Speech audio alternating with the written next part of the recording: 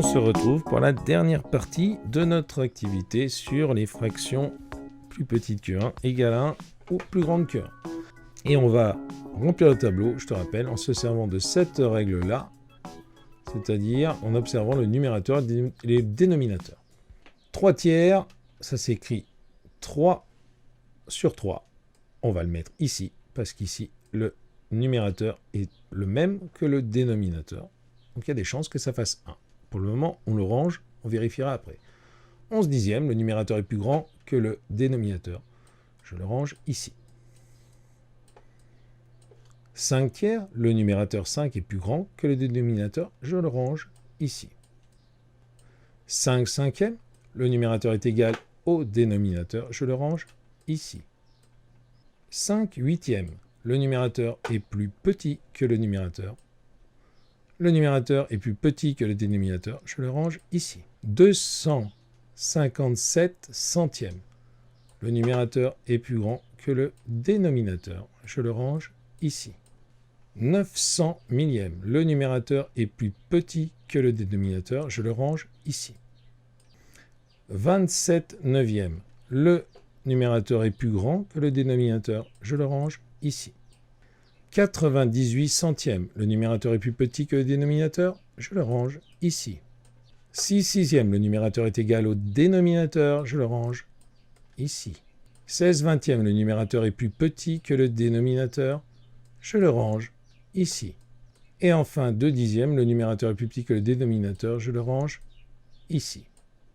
Donc ça, c'est ce que tu dois avoir dans ton tableau. Si tu as rangé en suivant la règle qu'on s'était dit dans la deuxième partie de l'activité. Je vais vérifier à la calculatrice si je me suis trompé ou pas. Alors je sors ma calculatrice, tu vois, et je vais calculer 5 divisé par 8. 5 divisé par 8 égale, et je trouve 0,625. Alors évidemment, on va tomber sur des nombres à virgule. Je te rappelle que dans un nombre à virgule, la virgule, elle se place juste après l'unité. Et là, tu vois que des unités, on en a 0. Ce qui veut dire qu'on n'a pas encore une pizza. Ce nombre-là, il est bien plus petit que 1. On continue. 900 divisé par 1000. Tu vois, 0,9. On n'a toujours pas l'unité. 98 divisé par 100. 0,98. On n'a pas l'unité. 16 divisé par 20. 0,8. On n'a toujours pas réussi à faire une unité. Et enfin, 2 divisé par 10. Si on calcule toutes ces fractions à la calculatrice, on aura des résultats du style 0, quelque chose. On n'atteint jamais 1. Normalement, si je ne me suis pas trompé, 3 divisé par 3, 5 divisé par 5, 6 divisé par 6, je devrais avoir 1 à chaque fois. 3 divisé par 3, 1, parfait. 5 divisé par 5, 1, parfait. 6 divisé par 6, 1, parfait. Notre règle, elle paraît excellente. On va vérifier ces 4 fractions et normalement, chaque fois, on va avoir des nombres à virgule avec la partie entière, donc ce qu'il y a avant la virgule, qui sera plus grande que 0. C'est-à-dire que ça sera 1, 2, 3, enfin ce qu'on veut, mais ça ne sera pas 0. On vérifie tout de suite. 11 divisé par 10. Hop, tu vois que la partie entière, ce qui est avant la virgule, c'est 1. Ça, c'est plus grand que 1. C'est 1 et encore un petit bout. 5 divisé par 3. 1,6667.